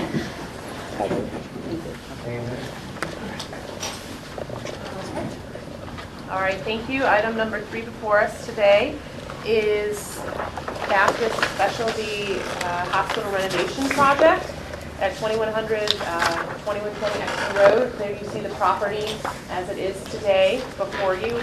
This is an item that the commission has already seen before, both at subcommittee and regular meetings. So I'm going to highlight what's happened since the last meeting. And if you have questions, I will elaborate. At the main meeting, there were neighbors that came, and there was some concern that was expressed by the neighbors that they wanted to talk more about the project with the developer. Following the last planning commission meeting, the developers team stayed at the council chambers and had an impromptu meeting there with the neighborhood.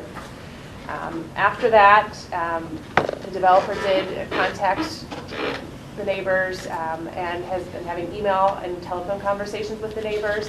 They also had a meeting on site on October 15th, and they handed out this plan. This is the same plan as you've seen before, but it really highlights where the work is happening and what is staying. So this green area here is the tree buffer area that will remain. This is the proposed garage. This orange here is a retaining wall or railing as appropriate. And then also this blue line here in between the retaining wall and the green buffer to remain, that will be an additional visual buffer that they will put in to screen the garage as well. In addition to that, what came out of the conversations is that the developer has agreed that this green area here will be noted on the plan as to remain undisturbed, undeveloped, and they agreed to put a deed restriction on the property. So with that, when they move on to the design review commission, they're going to ask some compensation for their mitigation, tree mitigation for the trees they will take out for the project, since they are dedicating part of the site to not be developed anymore. Those are the main points that have happened since you last saw the project. The layout is the same. The garage is the same. The number of spaces are the same. As you here, this was the layout. This is the parking table. And so per the code, there should be 472 spaces. With their proposed layout, they're going to give 490. So since you last saw the project, it's been a lot of conversations with the neighbors and coming to a meeting of the mind. They can elaborate more on those meetings if you have questions. Thanks, Sarah. Gentlemen, would you introduce yourselves again? I know you've been before us once before, but for some of the people that may not have been here.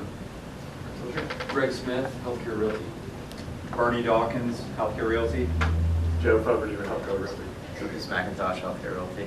David Smith with A2H. Great. First, let me commend you for meeting with the neighbors, okay? I think that went a long way, and I'd like to get some feedback on what happened and the results. Absolutely. So, as Sarah mentioned, we met out, well, kind of going back to after the meeting, we met with everyone who stuck around after the planning commission meeting. I think we all know that how it went, and it was quickly apparent that it was more a lack of information than a disdain for what we're doing. And so it turned into more of an education process than an argument or negotiation. And so we handed out our information to everybody, made ourselves available, 24/7 for them to call and ask questions and email, and they did. probably 3 or 4 in particular that we've talked to on numerous occasions, and then got their feedback on the best time and sort of format to meet locally with any neighbor who wanted to be there. So hand delivered those, got a sort of a neighborhood email list going that we were able to get a more clear communication out. And then what we did, I think all of us, went around the woods and took some marking tape and just visually represented the extent of the improvements and sort of try to help with elevation and just horizontally what we were doing. And I'll say, almost immediately after just being there and seeing it, just sort of the mood changed, and there was a lot more understanding. And A2H kind of put together a 3D model that helped to sort of represented their lots and their houses. They could, several of them stayed for hours and asked, well, can you go to my lot in my backyard and show me what my view would look like? And we were able to do that. I would say with some minor continued angst about mostly historical issues, I think we've got certainly most people in a position of neutral, and I think some supportive just of our efforts in helping educate and then just mitigate what we can. And so I think Sarah mentioned, but from we started out the meeting by addressing the buffer and really saying that we think the root of the issues was this sort of moving ball mentality that they felt. And in order to sort of put that issue to bed forever and prove to them that we're not just saying it, but committing to doing it, the deed restriction is, it's 2.5 acres of developable land, but we felt like it was the right thing to do to sort of make sure that doesn't happen to them again. So that's sort of the gist. I mean, there's a lot more to fill in, any questions you have, but I think we had 13 households on signing represented and probably 20 to 25. Richard Marsh was there as well, which was appreciated, and I think hopefully got a chance to witness some of that interaction firsthand. So any questions you have, would be happy to answer. Just a comment, you guys are probably the poster boys for the way it's supposed to be done on the front end. You're also the poster boys for what happens if you don't do it the right way. So sorry you had to go through it, but you see the results. Just because the neighbors will always view the worst if they don't know what's really happening. So your communications and meeting with them is great. I applaud you for that. Questions for the gentleman? Yeah, I would just add, I went to the meeting, and I think it was very helpful, as you mentioned, about marking the trees and some of the elevation and sight lines and things. That helped everybody get a sense, for example, of where the top of the deck and the top of the cars were actually going to be relative to their properties and so forth. Anyway, that was very helpful, and very much appreciate the extra effort to make that happen. So I'm glad their response was what you would hope for. On this map, the blue line that says visual barrier to obscure view to from the parking deck, can you elaborate on what that is? Yeah, so that is, Mr. Frank Frisch lives probably the most directly behind that, and he's expressed a lot of concern, as we've talked on the phone a number of times, about not being able to see the deck, and more importantly, having people that stand on the deck not seeing him. And so we were able to represent, that there was actually a perfect little landing, what the top of the deck would be, and about the closest to his house, and it's really still very difficult to see. But that is something we try to communicate to them, that this is not every detail of construction documents, that whether it's evergreens or some sort of fencing, we'd like to make it be more organic there, sort of more of a tree buffer, both for sound and for visual. But something there to just commit to a dense screen. We think it's something that's going to be evergreen in nature that will be fleshed out sort of in our GRC submittal. That's all. I was just concerned that it wasn't like huge flat wall. No, and that's something that he really wanted, and I think part of it is addressing that it doesn't need to be a solid brick wall to provide a barrier, and I think everybody appreciated that.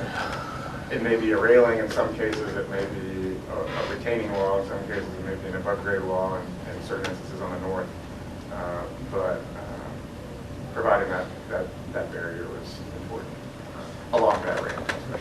I think appropriate evergreens planted in along there would be more than sufficient.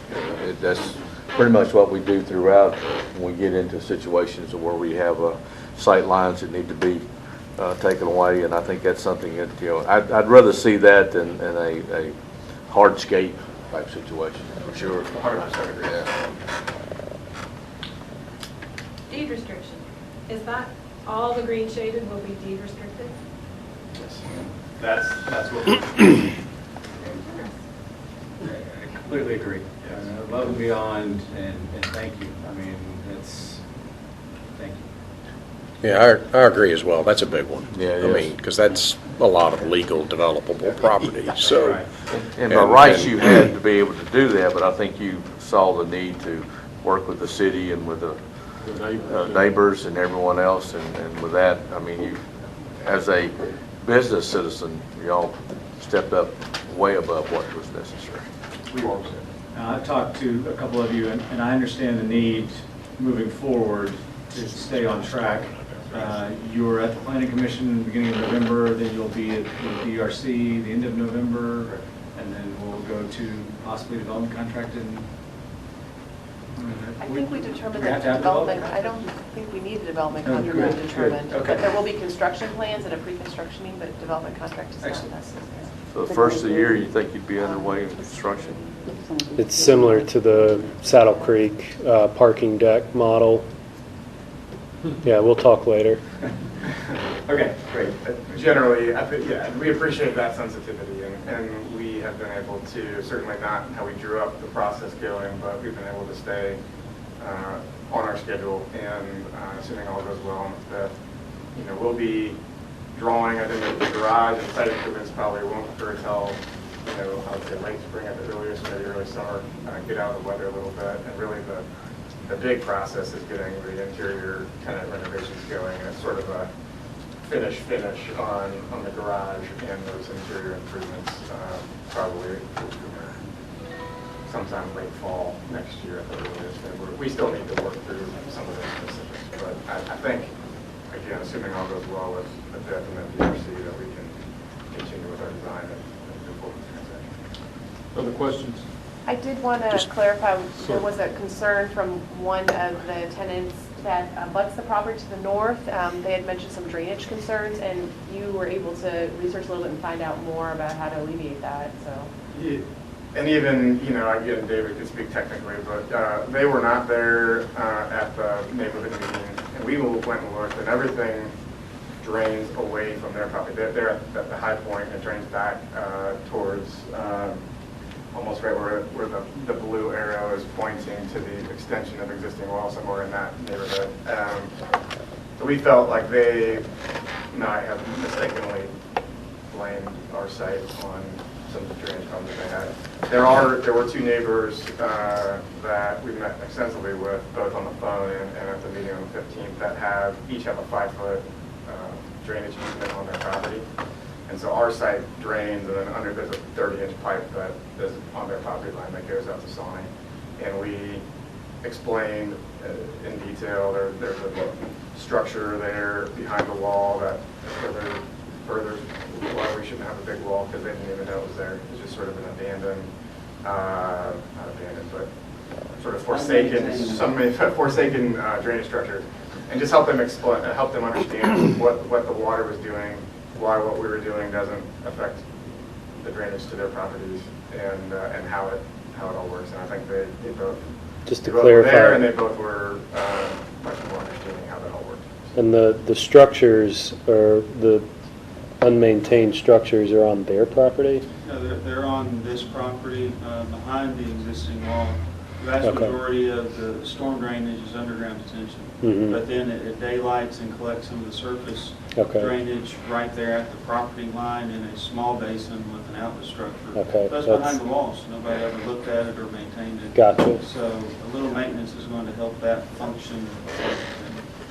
There's kind of a little bowl back there in between Mhm. their property line and the wall, and essentially it's So that's really just, it goes on your facility manager's list to Correct. check and double check from now It's on. it's one of those out of sight, out of mind Sure. things, and I think we need to just focus currently on getting it, it's just, unclogging some leaks and dirt and making sure that that's done on a more regular basis.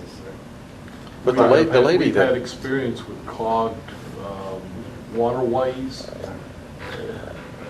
Careful.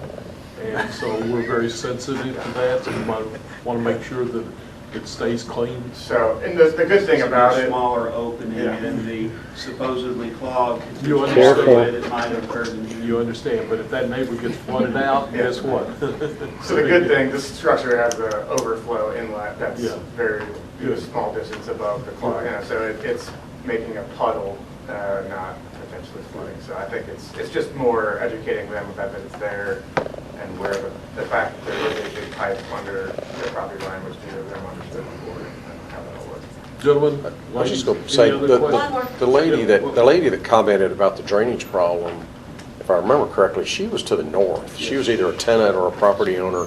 And a couple of days after the meeting, I drove back there and I couldn't figure out. They're high, yeah. They're high, it's no way. It definitely drains away, that property line drains back to this area where this catch basin is. So I think that's, again, we were prepared to discuss that with her if they showed up.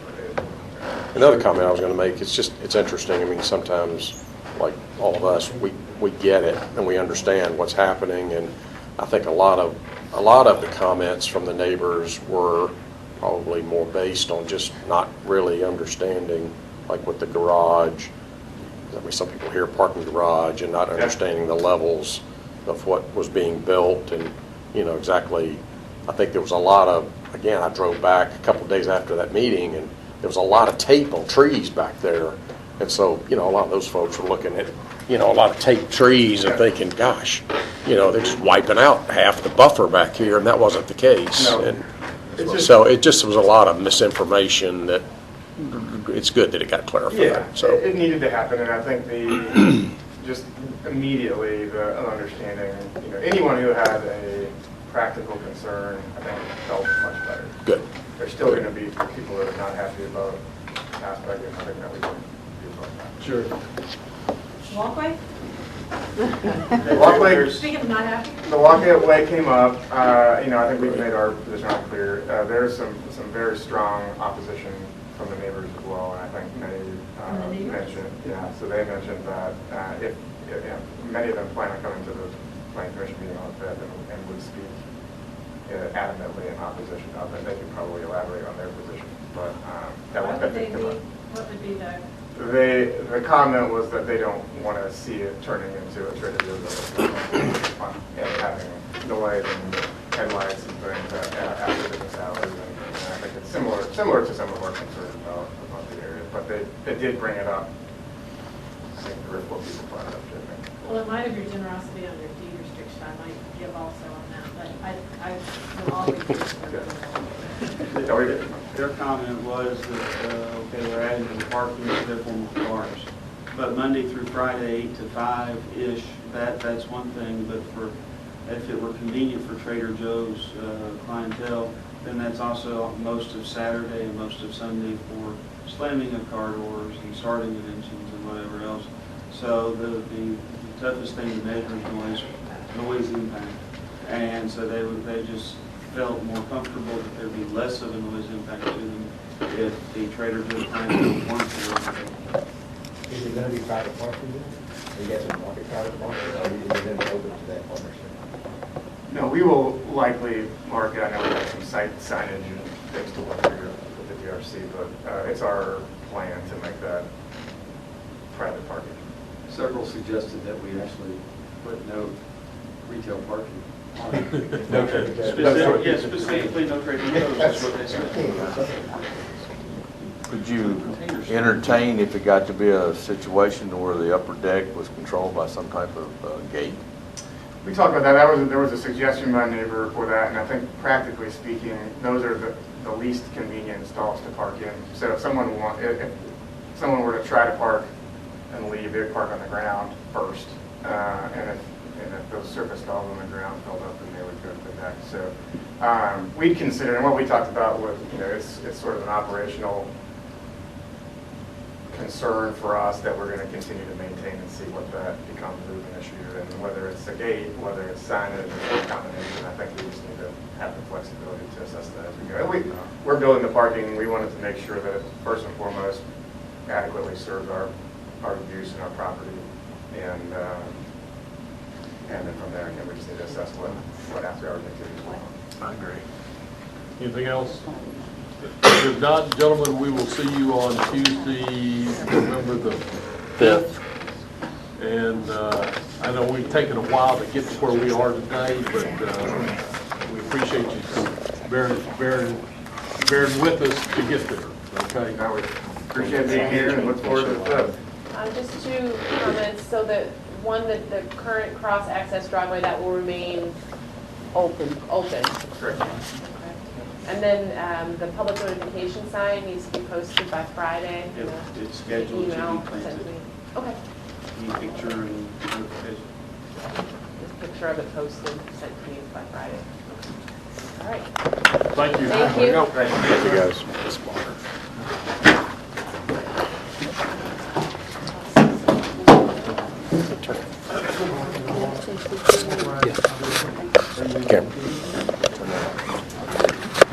Record.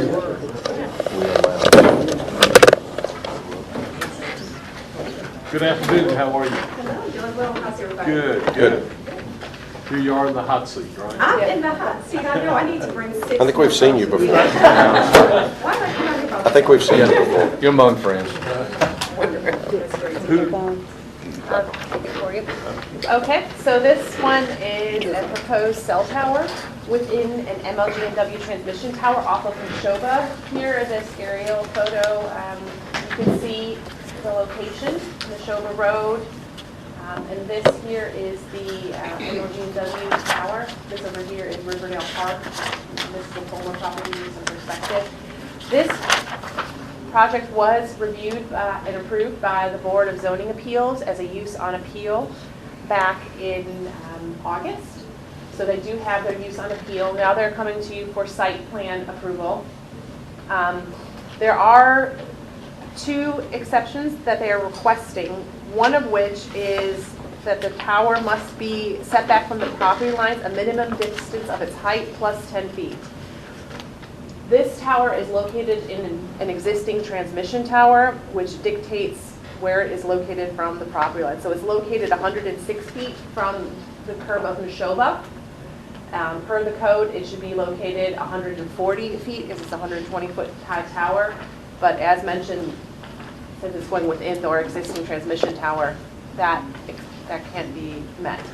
The other criteria is the 7th criteria, which is a minimum landscape buffer of 50 feet is required on the outer perimeter of the property. The tower is set back, as we mentioned, over 100 feet from Neshoba, but there is not a 50-foot buffer of planting screening here. This is an exception ultimately that would be granted by the Design Review Commission. What the applicant has done, let me pull up the site plan, they have shifted where the tower will be in relation to, not the tower, the equipment enclosure. They have shifted that. At the Board of Zoning Appeals, the equipment enclosure was to be in front of the tower. So originally it was proposed to be up here, invisible from Neshoba. What they have done is they have rotated it behind. So this is existing, this is hard to see, but this is the existing tower as it is, transmission tower. This, thank you, Cameron, this would be with the cell tower, and then the equipment enclosure would be to the north of the transmission tower behind it. So there would be a driveway here and that, and they are proposing to put a 10-foot planting landscape buffer around the equipment enclosure itself to screen it from Neshoba. So those are the 2 exceptions that they would be asking for with this. The code does encourage co-location of utility facilities like this, which they are doing. One concern the applicant has is at the most recent TAC meeting, there was a comment that there should be a road dedication and improvement along this section of Neshoba. That is on page 3 of the updated staff report that's in the packet. And The applicant would like to talk with engineering about that. This one stretch of Neshoba, given its, with the TVA easement and the MLG&W easement and the agricultural nature of the former property, this section is not improved. So the applicant is here for questions. Sarah, a question Yes. for staff. Does staff anticipate Neshoba being widened? Just to the east of this property, it is widened, and also to the west. Does staff anticipate it being widened? Beyond the existing curb lines, no. Okay, so that's not an issue. It's not improved across this frontage, and it's not dedicated. It wouldn't ever get it. It wouldn't ever get wide. Right. I don't see where this applicant should be required to improve this street. This is not, this is existing structure there, and they're putting a tower in it. It's an MLG WTVA power line, and I think it's asinine to make them improve this. I'm sorry, that's my feeling. Are we asking them to? That was Yeah, a it was comment. one of those. What we asked them to do was to dedicate the right-of-way and improve from the west property line to their proposed driveway location. That would still leave an area that was unimproved, correct? That's correct. But does this applicant actually own this property?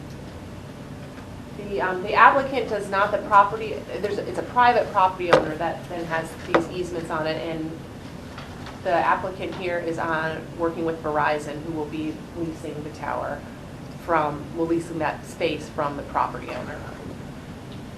But we didn't ask LG&W or TVA to improve the property. Apparently not. Who actually owns the property? Mr. Dwayne Smith, and he actually lives in Nashville, Tennessee. So he has an easement going across his property for MLG and WTVA power lines. That's correct.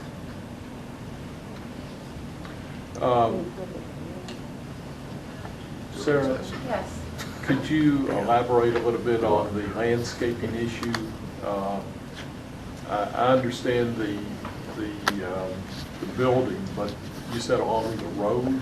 So the way the code reads is our ordinance was developed some time ago where a majority of the cell tower facilities were located on easements, and they were located farther back from roadways or right-of-ways. So if you think about maybe some of the existing transmission towers that are near Houston High, there's a lot of landscape buffering that's around the perimeter of the property, but the tower itself is set back so far. This here, this is closer to the road than some of the other ones that are existing in the city. So there is not a current landscape buffer here as there have been with other MLG and TVA uses in the past. So I think it's somewhat unrealistic. If there are cell towers to go here, it's somewhat unrealistic to expect a 50-foot landscape buffer to go along here, considering the way the properties on either side and across the street are developed. Well, the cell tower doesn't make it look any worse. Yes. And secondly, my question is that you actually going to be able to do that landscaping? Because when I was working with cell towers on the MLGW property and TVA property, you did not put anything other than grass down. No. Because they don't want anything growing that keeps them from getting in there. Right, and that's the question. If it comes to requiring that, they would have to engage in a conversation with MLG, because I don't know if they would want that. MLGW has indicated that they will not allow us to put any landscape buffer in the area. Yeah. Which is why the applicant has offered the compromise of moving the equipment enclosure up to here, and then putting a 10-foot wide landscape buffer around the equipment enclosure. And the equipment enclosure will be fenced and all like we would typically expect? And then landscaped. And landscaped. And then DRC would approve the landscape. Yeah, they would approve the landscaping. That would be an improvement over what's there Yeah. now, other than Absolutely. brush and scrub. Right. Only thing I can tell you is that I put a couple of cell towers in down there near Houston High School for particular client, and MLGW came through there and brought their trucks through to put in a drop-in for electrical. The football booster club had grassed that area, put irrigation in it and everything else, and MLGW says, we don't care what's in the ground out there, we're not going to pay to have it fixed. And the cellular people actually said, we'll take care of it. So we went in there and re-landscaped the whole football field almost. So we wasn't too crazy about that. Questions for, yeah, I'm sorry, your name again? Cece Brayton, Baker Donaldson. Great. Were you here when this tower was at 40 Park? I was. Yes. So say, It's been a long time. Yes, it's been a long time. You've been here before. That's right. So moving forward, just to understand, is the Planning Commission then supportive of the two exceptions that they're asking? One, that it's about 30 feet closer to the property line than per the code because the location is restricted within the tower. And then two, are they supportive of a waiver to the landscape buffer on the perimeter of the site? Well, without taking a vote, I think you already got the. Nod. Yes. I think you've already got. Wink, nod, yes. You got the I mean, I think we'd rather have, I mean, having it co-located or integrated is much better than having a whole nother tower and having to deal with that, so. And in terms of the road improvements? No. You can't vote on it, but I think you I'm got okay the. in this instance in granting a waiver. I appreciate, Tim, you looking out for us, as always, to Yeah, get agree the proper too. road width and the right of way, or whoever, all the TAC provide that. But I think in this instance, Doesn't we make could any sense. could grant an exception. Yeah, Doesn't make any. it's certainly not going to look any different from the way it looks right now, actually, when it's all said and done. And it's better utilization I of know, the I think- space because you got a tower that's inside a tower. Yeah, so I'd rather see that tower in there where you Absolutely. virtually wouldn't, almost not notice it, as to put one freestanding someplace else. Absolutely. What's the height difference? Is there a dramatic? 120 feet. It's 100, so it's how much taller than the existing tower? It's inside that tower. Yeah, yeah, so it doesn't- This tower will permit maybe more than one user on the tower. No, It's a not- single user. not when it Because co-locates. it's to be located within an existing transmission. You don't have enough space to put more than one. They will only allow one. But it'll also help improve the coverage in that area too. And we need. But that's Verizon, right? Yes, sir, Verizon. I'd just like to note this applicant has already had the public notification sent for about a week, and we've gotten 2 calls specifically because they've seen the sign. And it was more just curiosity, wanting to know more about the project and that. So it's good to know that the sign is out there doing its work, just informing people, not necessarily causing panic. One of the great ideas staff came up with, I appreciate it. Sarah, the property owner is a Dwayne Smith, right? Yes. The agenda has David Smith. Well, His name is Dwayne B. Smith, so it goes by both. I was thinking of the previous days. no. Call me The Dave. gentleman here in Nashville. Anything else? Not for this item. Super, thank you. We appreciate it and we'll see you Tuesday, November the 5th at 6 o'clock. Thank you. Thank you Thanks, so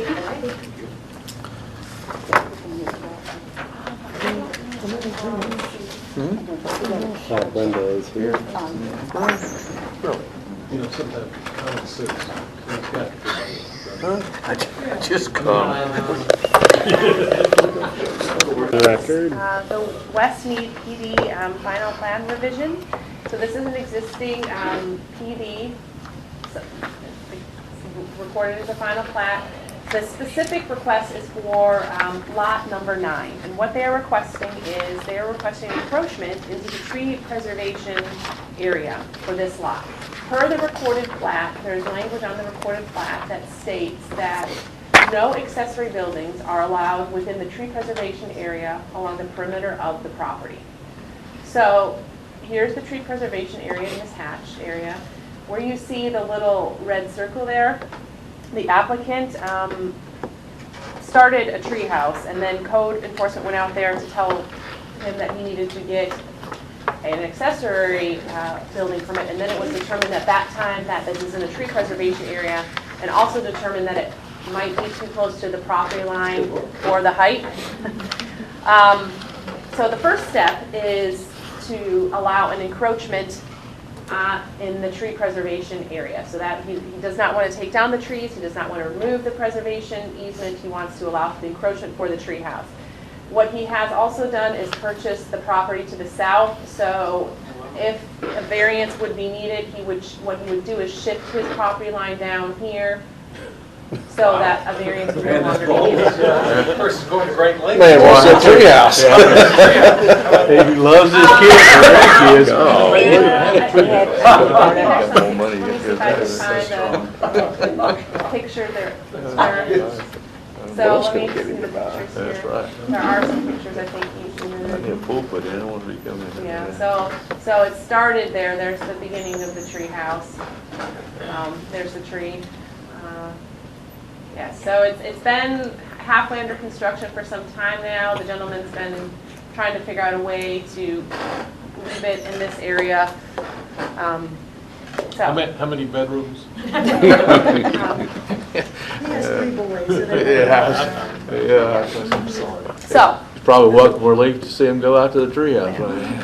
So the request for the Planning Commission is a revision to the plat to allow, there would be a sentence that would be allowed, that would allow the encroachment into the tree preservation area for this lot only. The rest of the footwork for this tree house would then be with planning administratively if the lot line adjustment works, and then if not, BZA. So. How does the tree preservation area read? It says no accessory buildings are allowed in the tree preservation area. And the treehouse is considered. The treehouse is classified as an accessory building. structure. Just for the record, the fire department is not the Grinch on this one. I know. I was waiting for the comment. Hey, can you get truck 41 in there? So, Is it no turnaround accessory okay? buildings are allowed within the tree preservation area along the perimeter of the property. So that's how it reads. So, unfortunately. But by purchasing the property to the south and then doing a lot line adjustment, the impact would be minimized. And it seems crazy to be talking about a tree house, but it could grow. It could be, you could have 2 trees in the house. So I understand why we're having this conversation with the tree house.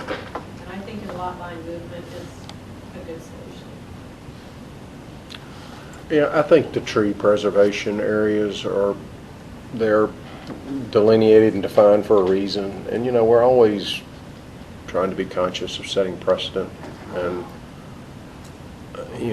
once you allow somebody to get in, and I thought I read that it was a 90-inch tree, but that's not I think it might be a typo. It's not a 90-inch tree. It's a big tree, but Pretty good sized tree. but it's 90 inches. it's not 90 inches. Let me stop. Brenda, would you introduce yourself? Because we're going to follow on. Brenda Salamito Baser, Salamito Land Planning, 1779 Kirby Parkway, Memphis. Thanks. Thank you. So can you answer the question, Sure. how big's the tree? Sure. And I think it is. Really?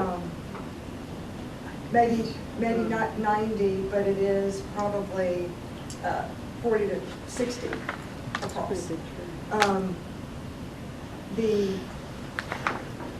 The request is for the encroachment. I think not wanting to remove it would be definitely precedent setting.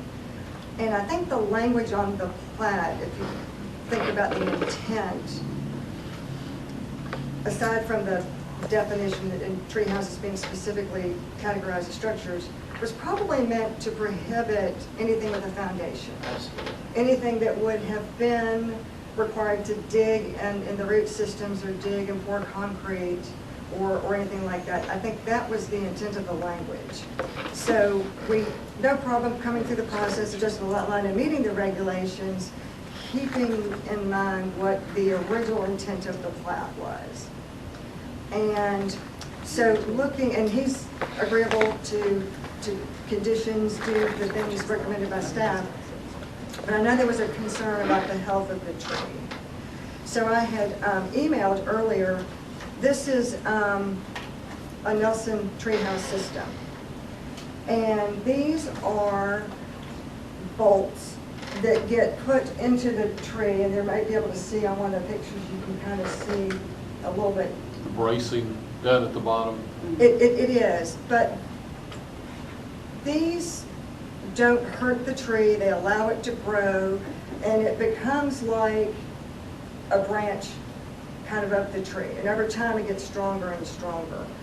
And this particular system is designed by structural engineers, arborists, and architects. So it's not your ordinary treehouse. And he said he has a fully designed stair system with handrails on both sides leading up to the treehouse. So the tree is protected. There, you know, you just have a couple of posts that are underneath there, but everything else is done in mind with the health of the tree. I noticed a playground area in the slide preceding that one. See the off to the right there? Looks like a slide. Is that going to be something he's going to, is he going to put a sand area for the slide, et cetera? I'm not really sure. How does that affect? I think that's just yard, playground, I mean, just Yeah, private. it's not permanent. It's not permanent, you can pick it up and move it like a swing set. It's just Okay. a private. If it was permanent, if you put bracing around it and filled it with sand, would that be allowed under the tree preservation area? It says no accessory buildings. Okay, so sand wouldn't be considered. No. So and just to clarify, the applicant is only asking that this lot have language to allow the encroachment. He did go to all the neighbors, and that was included in your packet, that there's a letter of support from all the neighbors in the PD. Is there an HOA, or is it just? Yeah, there is. So There is. that's just. Mike Healy is the president, Okay. and his wife, everybody signed with approval. So is this what we see there now with the structure of stairs and all, that's not going to grow anymore other than going towards being able to get up to the treehouse, is that correct? Correct. What type, I mean, is it going to be some type of roof structure on top of this thing, or is it going to stay? It will be covered. It will be covered. How's it attached to the tree? Same way as the bracing underneath? So that bracing is attached to the bolts. So this is, I'll just read it just briefly. They're called the tabs. They support large loads with ease. They also allow the free growth of the tree. They do not cause harm to the tree. Unlike girdles and chains that wrap around the circumference of the trees, the tabs do not choke or damage their living hosts. So it is If I'm not mistaken, Nelson is the same person that does that Treehouse Masters on Yes, TV, that it's does the this same. stuff in like resorts. They build treehouses where they don't Right. kill trees. That's Like the this very guy's not building same- a Lowe's treehouse, he's building this thing's legit. This might be a market. This might be a market. This might be a market you want to go into. It's going to be a Vesta. This will be the next Vesta home show. Tree houses. And so these bolts go in, and then the braces are attached to the bolts. I'll be honest with you, I'm not as concerned for the tree as I am of how we managed to allow him to actually encroach into this area. I think it's no different than you would see in a city park, with having playgrounds underneath trees and things of this nature. It's just we have a terminology here that's a accessory structure that's going in a, what was it, dedicated tree preservation area. And What is defined as an accessory building, I guess? I mean, Treehouse is actually called out in the ordinance as an It is. accessory structure. Yeah, very specific. Sorry, I'm trying. And it may help Tim. That aren't allowed. Share with him the purpose of that tree preservation area that you shared at TAC. Well, the history that I had heard was that back in the day that there was neighborhood opposition to some of that they were worried about the encroachment. And you see here, there's a buffer all along here. And These lots they have a buffer as well, but now to the south, as I mentioned, this gentleman has bought this property, so by encroaching, it's not impacting any other neighbors. But he's willing to move it. Now that he's purchased that property, he's Move the property line. moving, Yeah. moving the easement. Correct. Well, no, the easement will stay. Yeah, the easement will stay. So there's two things, I think, Sarah, if I will. There is the encroachment into the existing tree preservation that currently is adjacent to the southern property line. Then there is a requirement that accessory structures have to be a certain distance from the property line based upon their height. So that is the other issue. So to rectify the distance from the property line, because it is an elevated tree house, the bottom is probably 6 to 8 feet up off the ground, then we need to move the property line because you can't move the tree. Or get a variance, and Or go to Board of we Adjustment. can't grant that variance. Right. so- Right. Mhm. So this would be a amount of plat amendment. Right. to shift the property line. So are we doing this simultaneously? I mean, is it? No. So they gotta come back? No, No, no. for the minor amendment, the board does not have to vote on that. Good. That is an administrative item that will come back to us, and we will work with him on moving the line, making sure that any easements or utility, anything of that nature is taken care of. By moving the property line, does that affect that area to the south being developed in the future to create some kind of? It just makes a larger tree preservation area, quite frankly, because you can't skip over the existing tree preservation area into a buildable space that's going to be buildable for much of anything. But he's going to, I guess, are we extending his property line so that the tree preservation is further back on the property line? Is that what we're doing? Well, that's what I was asking. The existing tree preservation area will stay right where it is. Right. It won't move. And then as he will probably only have to shift his southern property line maybe 5 feet Yeah. or so. So this lot will become just a slightly smaller, like Uh-huh. the property line will shift down here maybe. Right, and it will go in the entire length. So essentially what you may have, instead of a 15-foot tree preservation area, you might not wind up having a 20 to 25, but it'll just be on his lot. Right. I'm just saying that area that's shaded in red, he ever, or whoever, if he sold that piece and wanted to go redevelop it or something, would that create a burden of any kind for somebody to develop that? It won't be on that property. It would be combined Right, with but it'd Mr. have an Bill's lot. offset in that property. It's not a clean straight line. Yeah, that's It's what I not a mean. clean straight line. Yeah. We can work around it. Yeah. As long as he- yeah. That's a So there's really subdividable two parcel, issues. though. This is a standard R lot, single-family residential, and I believe it's almost 2 acres, so it, You really. It could redevelop. yeah, Quite and easily. that wouldn't affect, by shifting the property line and minimizing it slightly, that wouldn't affect its So developability. if he moves the property line, he's still in violation of having a structure in the tree preservation area, is that correct?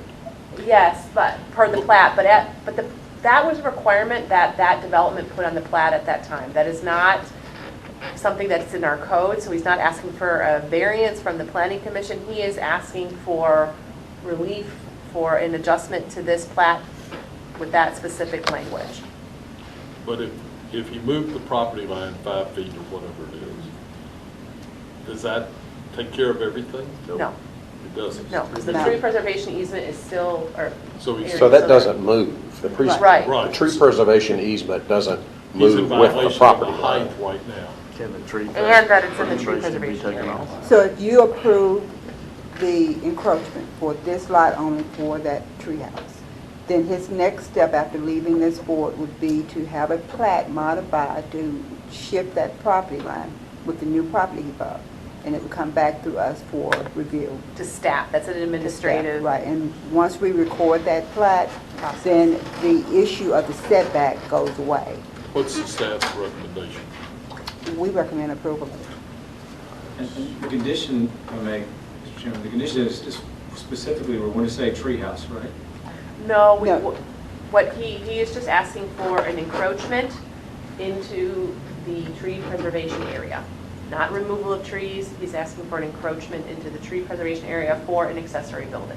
For lot 9. And For lot accessory 9. building, not any future accessory buildings or multiple accessory buildings or. Can we define it to this? We can't You say, can. we can't say for the treehouse. Good, move on. Yeah.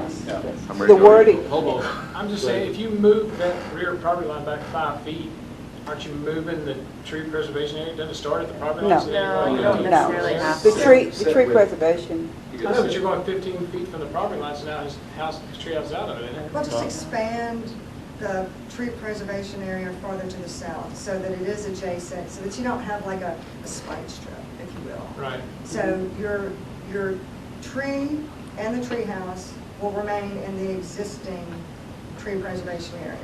Not wanting to remove it, not wanting to move it, but ask to allow specifically the tree house to remain and have this encroachment, and then to rectify the distance from the property line.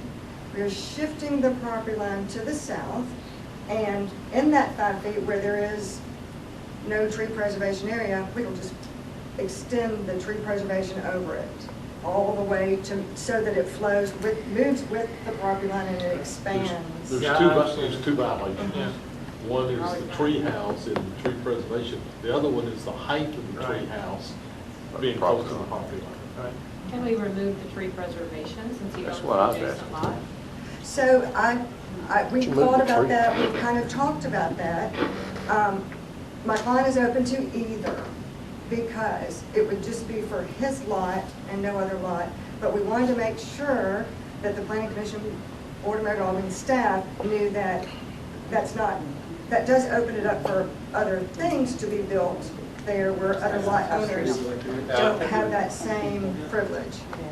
So if we allow just for one encroachment on one tree, no structure, no foundation, that would minimize this request. No, and Guy got a good point of setting precedent going forward too. You know. And also, the request that went to the neighbors was that we want to put a tree house in the tree preservation area. It did not say we want to remove Right. the tree preservation area from our lot. But if you did remove it, then that opens up the potential for them to go on and just mow down all the trees at some point. Yeah. Somebody on a whim, a future owner, and Yeah. It that's also, not what he wants, and it's not what we would want. and it will open it up for the other lots to have that same tree preservation area to come back and want to remove it out their lots also. Yeah. It will open Yeah. it up. A bigger can of worms.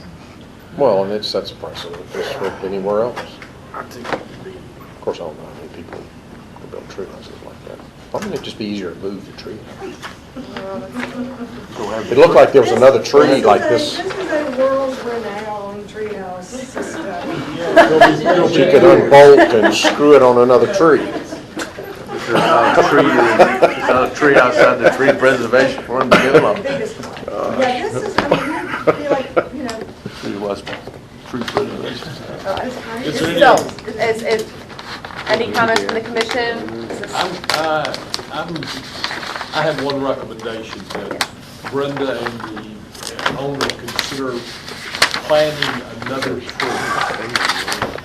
in the tree preservation list. I'll agree with that right now. So would the committee like to recommend a species?